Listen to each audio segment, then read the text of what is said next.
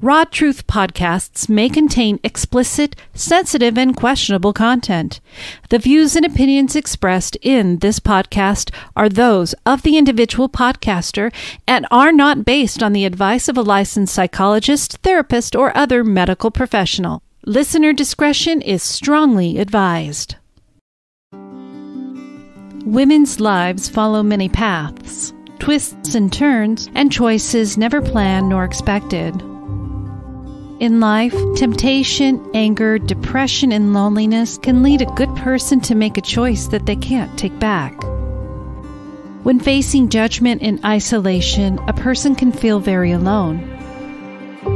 In this podcast, you will hear stories from women who made the choice to cheat on their spouses or partners. Hear their stories. This is Raw Truth, stories of female infidelity. An anonymous and no judgment podcast created and hosted by me, Rebecca Adams. I was an unfaithful wife. You are not alone. Hello and welcome to Raw Truth, stories of female infidelity. This story today is episode 99 of my female stories. So I have done, this is, like I said, my 99th story. Now, of course, I have all my Let's Ponder episodes, and I also have all my men's stories, but it's pretty cool that when I come back in September, that will be episode 100, and I think that's pretty cool. So we have had so many wonderful women willing to share their story and put it out there, and I thank all of you, who are listening right now. And if you ever feel that you want to share your story, you just need to message me. I can help you with that. We'll get you all set up with a story guide and go from there. And of course, everything, like I always say, is anonymous. But today is my last story of the season. I am taking the summer off, June, July, and August. I will be back at the beginning of September with new Let's Ponder episodes. So if you haven't subscribed to Let's Ponder with Rebecca Adams, you need to do that. It used to be on here, but as you know, I have moved it to its own platform, and it's called now Let's Ponder with Rebecca Adams. You'll see my little Raw Truth podcast logo on that. And then in the Patreon subscribers, they know that I'm taking the summer off, and they're not going to be charged for those months, because if I'm not putting anything out, I'm not going to charge somebody. So I'm freezing those charges for the summer as well.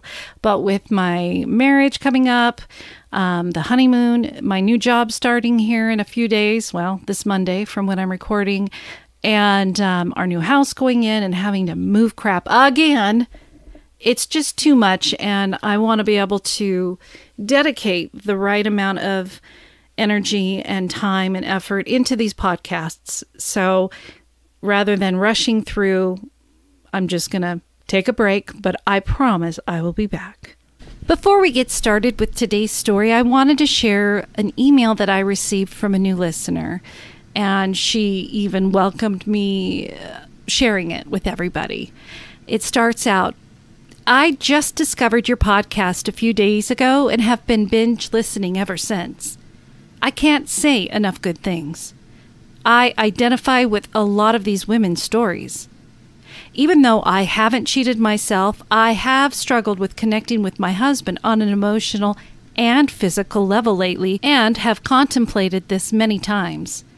It's hard when you have been married for a while and things changed and you don't feel like you're even being seen in the relationship.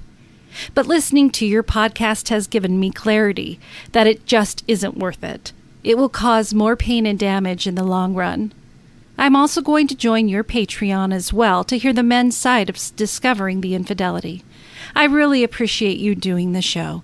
Thanks so much. That was wonderful. I absolutely loved it and asked her if she listens on Apple to throw that up there, because it really makes a difference too. And I want to tell you, you and I have talked a couple times, so I know you're listening. Thank you so much. I really appreciate, and it's good for me to know how it does impact and how it is helping others. So thank you very much. Today we are going to have a new story by Kara. She has entitled this story, Finding a Unicorn.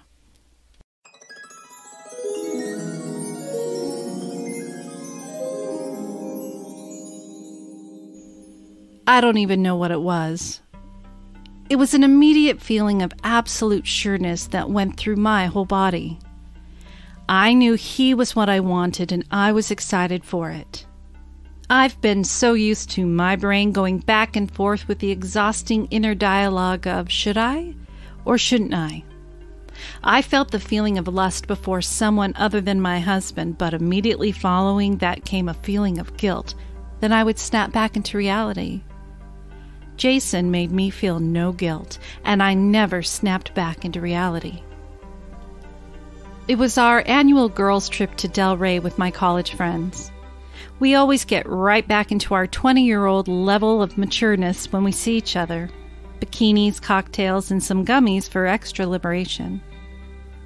My girls from college know the real me. Me, before I had to be the vanilla perfect mom that I want my kids to have. Let's be honest, I'm not a total snooze, but they definitely don't know college me. She was wild and free, but she was classy and had integrity. I had never had any trouble being confident with my sexuality, and I loved having a healthy sex life. Being with someone meant we had good sex because I really don't think I could be with anyone without it. I've always craved that deeper level of connection with someone.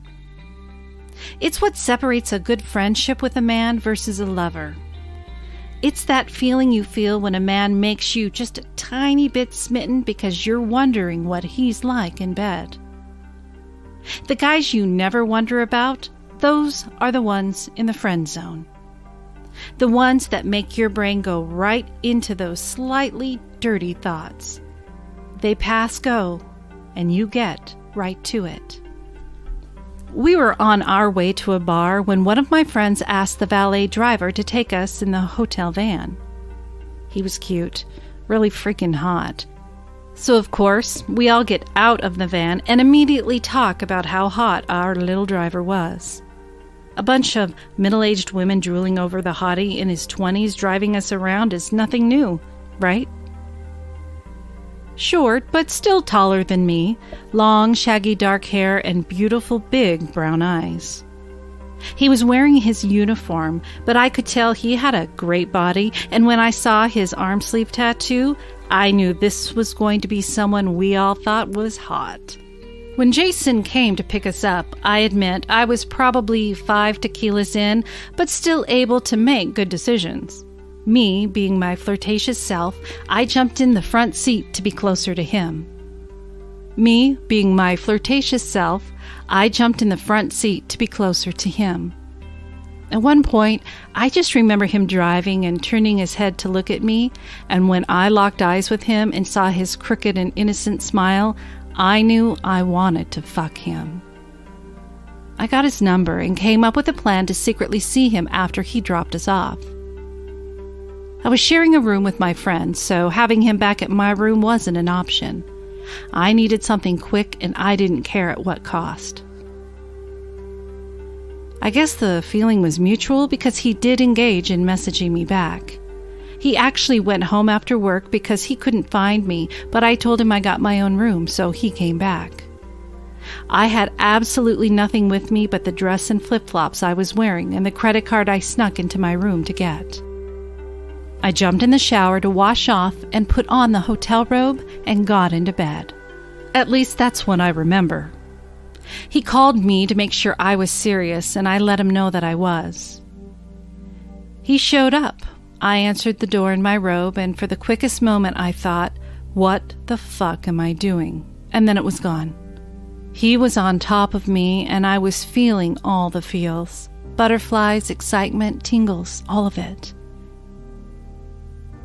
It had been so long since I've passionately kissed anyone, I think I could have an orgasm just from that.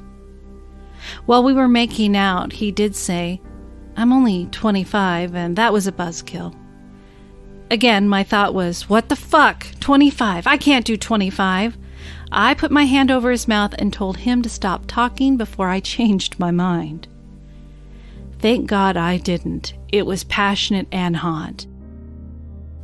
He was sweating, and I liked it. His hair was in my face and gave me something to hold on to. His body was light and felt so good on top of mine. He didn't suffocate me, and I liked wrapping my legs around him. He was rough. He slapped me and choked me. He thrusted hard into me, and it was deeper than a vibrator could ever go. I don't remember much more, but I have flashbacks to locking eyes with him during sex and not wanting to look away. We probably had sex a few times that night. No major foreplay, just straight to the fucking. He made me come a few times. I squirted so much that I soaked the sheets. I needed it. I needed what I wasn't getting at home. I needed that dirty, hard, fuck me kind of sex that was meaningless with someone who I didn't need to see again. He didn't know my name. He didn't know who I was or where I was from. He knew I was married and had kids, but we didn't talk about it. I told him I was sexually frustrated and just needed this one-night stand. But then one night turned into two. I saw him the next night because the girls wanted him to drive us again.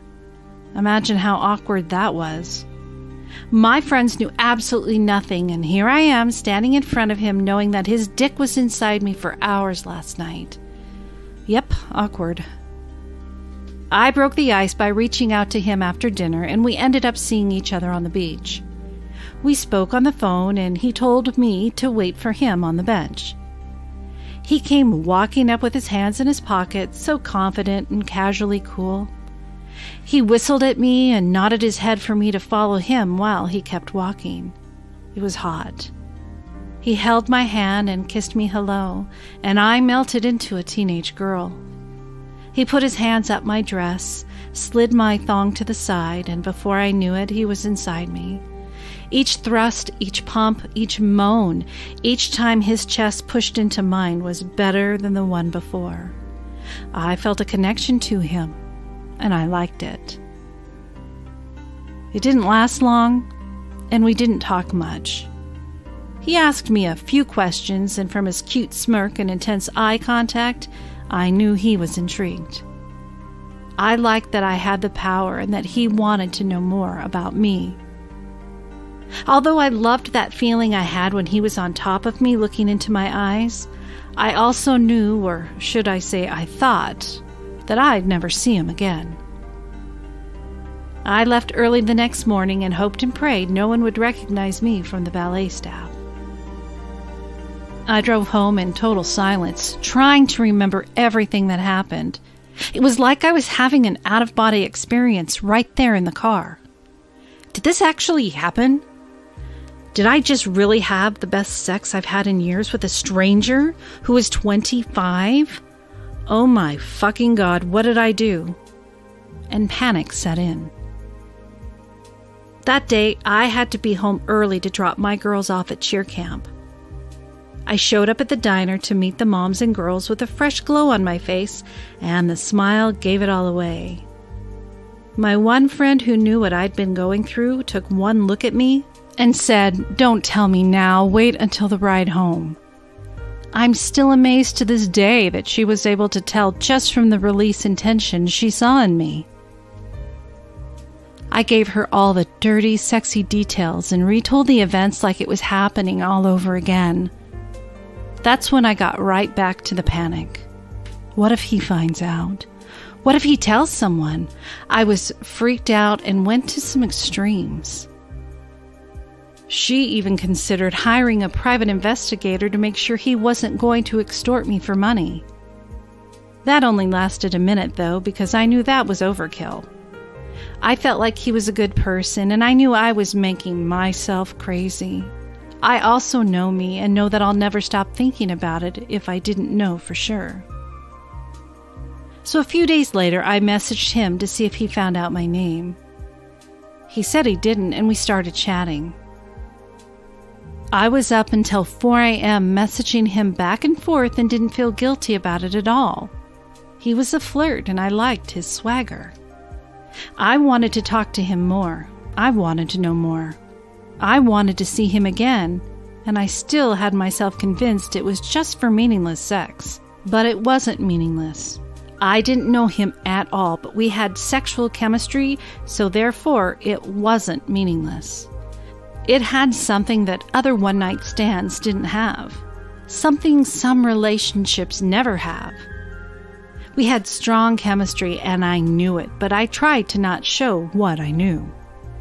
I couldn't stop thinking about doing it again, so we met up when I went to Miami.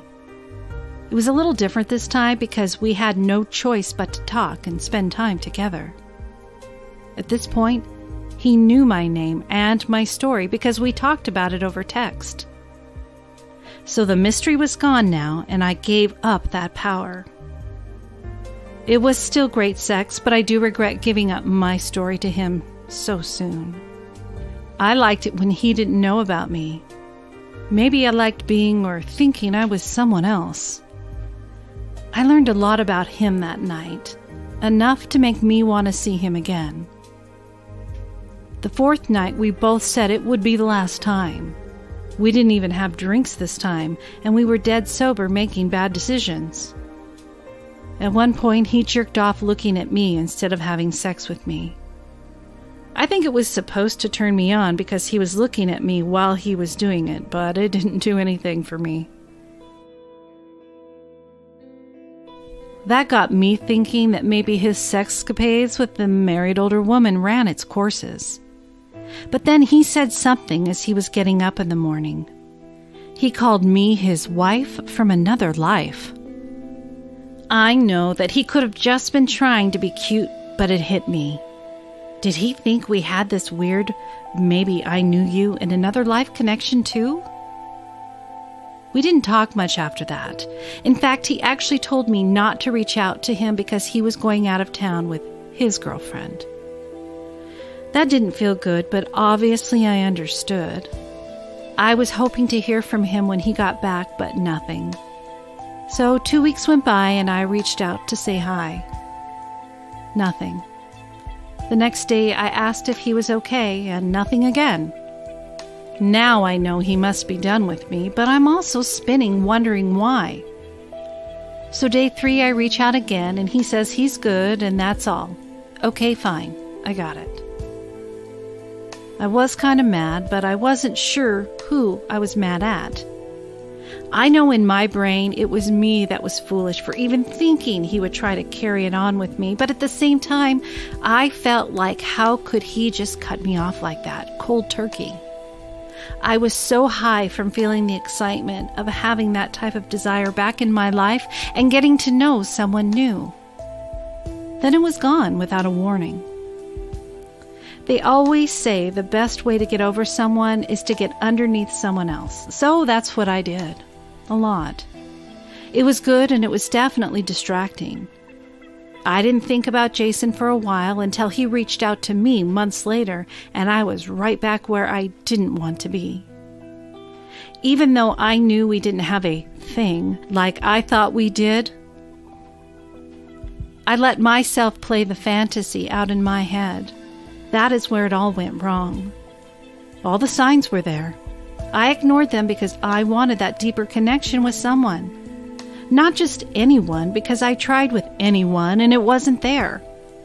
I didn't feel the way I felt with Jason, with anyone else. I didn't even feel that with my husband anymore. I knew it wasn't love because that's ridiculous. He's so young. I think I felt safe knowing that I'd never uproot my life for him, but I could still feel so many things. I know what it's like to be in love, and what I felt for Jason wasn't that. Maybe it was a parallel. It was an excitement that woke me up and put me back to feeling alive. I never felt like my home life was threatened by how I felt for Jason. I wanted to talk to him a lot. I thought about him a lot, sexually and not sexually. I knew it was heading in a bad direction, but I wasn't worried about it. I wanted to prove it to myself that it was just sex, so I set up a time to meet him at a hotel on a Sunday afternoon. It was weird and the chemistry wasn't the same. The sex was okay. I spent most of my time giving him oral or him fucking me from behind with my head in the pillow. He's not a very giving lover, but I knew this from day one. I think he relies on having a big dick to satisfy me, but I didn't mind because it definitely did satisfy me. But if I was paying attention, I would have seen that he didn't do anything for me. He didn't make sure I was taken care of first. He didn't spend time on me. I knew when I left that I would never, ever see him again. I was done. I even cried on the ride home because I felt like I just ruined all the good memories I had with him by being greedy and needing one more time. I've always been the person that you give an inch and I want a yard. This was a perfect example of that. I asked for too much and I spoiled a good thing. So we didn't talk for a while. I had my other ways of being satisfied and it was working, but this time I did continue to think about him. Not the last time we were together, but the times before. The first night we met, the beach, Miami. How did it go from being so good to then just okay? No connection, nothing. I had to fix that. I reached out and we were at it again, making plans to meet up in South Beach. He wanted dinner, lingerie, and wine. This was it, I thought. This is going to take me back to what it was and what I needed. But it wasn't. It sucked. It was awful. It was like a horrible fight I had with a drunk college boyfriend. I can't even go back to that night to think of the details because it was so bad. He showed up at 3 a.m. and wanted to get his nut off. How did I miss that he thought I was such a whore? How did I think that he was going to spend the night and that we were going to have some time together, but he thought he was coming for me to suck his dick? How did we end up on such different pages? Well, I fucked it all up. I had these expectations of him that I never told him. I set up this whole thing with him to be no strings attached, fun sex. And because he didn't feel the same connection as me, I lost my shit. It's so immature of me to think that he knew what I was thinking. That's the old age reason young people fight so much in relationships. They just assume the other knows what they want, but as you mature, you realize you need to tell them what you want and what your expectations are. I really don't know where we stand now. No matter what chemistry I felt before, I can't think about going back there without knowing where it could possibly go again. I think about running into him at the beach again and having a wild rip-off-our-clothes kind of night, but again, that's my fantasy. I want to sit on top of him and ride him slowly with my chest in his face. He kisses my neck and pulls me into him. My hair falls into my eyes and he gently tucks it behind my ear. Our eyes are locked and we both come at the same time. It's what's called a coital alignment, the most intense of all orgasms. That is our final climax together ever. But again, just a fantasy. If I am being honest with myself, I need to let him go. It was a good thing until it wasn't. It's not the type of relationship that's meant to be worked on or repaired. Where do I stand now? I think I need that connection with someone. I wish I could handle meaningless sex, but I can't. I don't want to. Obviously, I have to do it in order to see if there's a connection with someone, but if it's not there, then I won't force it. Finding Jason was kind of a unicorn, young enough to be so meaningless, but connected enough to be so meaningful. Or maybe I didn't find him. Maybe I made him into a unicorn, and that's exactly why it all ended. Because unicorns, they aren't real.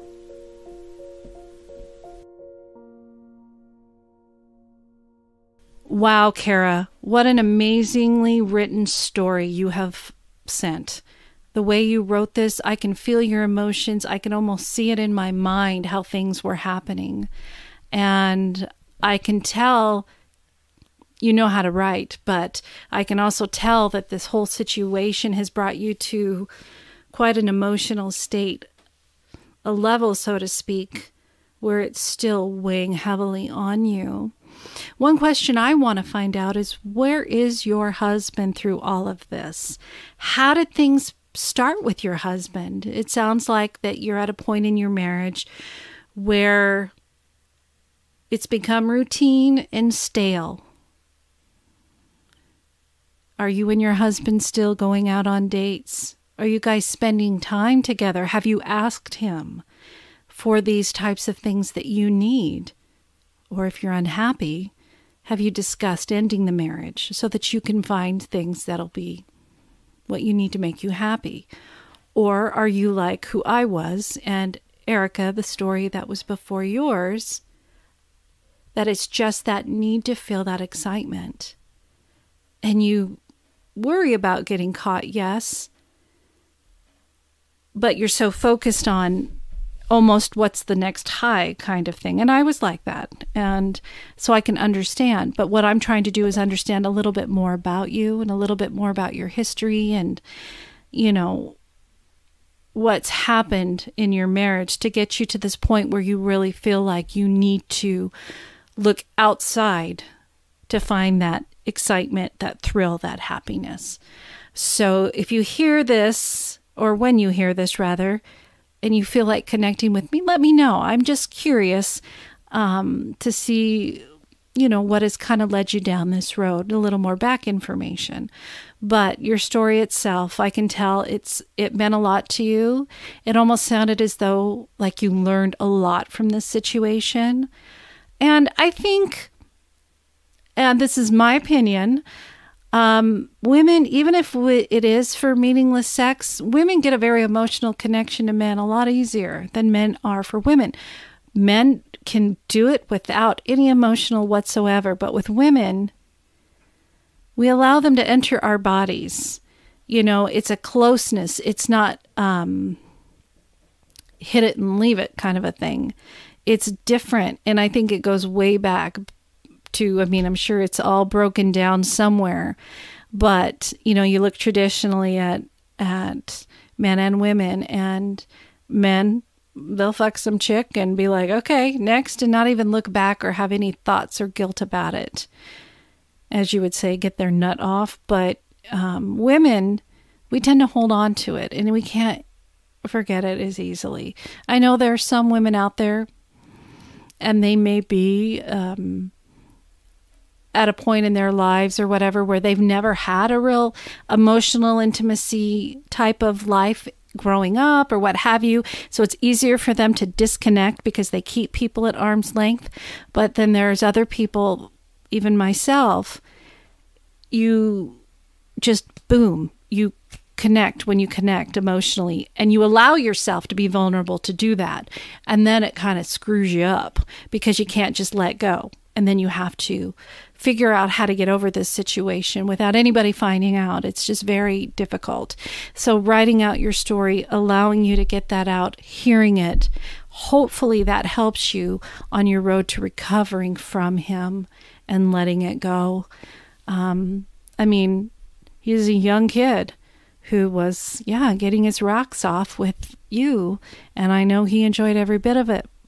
But I fear that deep down, for him, it was just fun, just like you had kind of written, that you realized that at that final time, that it was so bad that, and then you felt the fool, you know, and, oh, goodness, I just can tell it's weighing on your mind a lot. So hang in there, keep in touch. Let me know, you know, I had those questions earlier, if you feel comfortable.